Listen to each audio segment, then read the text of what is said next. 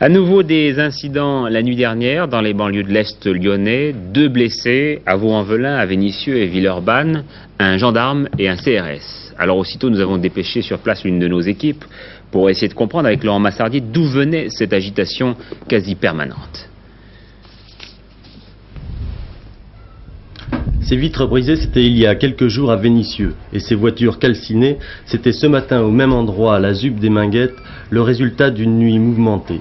Hier soir, en effet, des jeunes se livrent à un rodéo de voitures dans les rues du Grand Ensemble. Un gendarme en civil intervient, il est agressé et transporté à l'hôpital Édouard Herriot. Des cyclomoteurs, des motos et des voitures seront alors incendiés. Spectacle habituel, semble-t-il, pour ce quartier de la périphérie de Lyon, mais un spectacle auquel les habitants sont de plus en plus allergiques. À ma connaissance, il se peut qu'il y ait des gens qui, il ne faut pas appeler ça des milices, mais qui éventuellement sont assez vigilants en ce qui concerne, disons, leurs propriétés, enfin leurs abords. C'est donc le problème est très grave. Absolument grave, il est. Il est très très grave. Il est très très grave. Et il est le fait, je pense, que du fait que c'est une minorité, et ces actions sont disons, le fait d'une minorité, et que ces gens sont pris sur le fait en flagrant délit, sont relâchés pratiquement 48 heures après. Et ils viennent vous narguer sous vos fenêtres et vous insultent systématiquement, c'est systématique.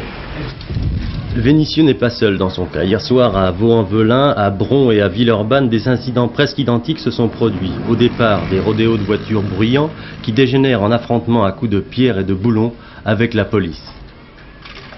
Bon, déjà, il y a beaucoup trop de gens sur très peu de surface, et puis il n'y a pas grand-chose comme activité. Déjà, au départ, ils n'auraient jamais dû construire ça, mais enfin... Maintenant, les solutions, hein, c'est difficile. Hein. Des solutions, il en existe. La plus tentante, la plus facile aussi, c'est la répression. Une solution que les maires de la région appellent de leur vœu.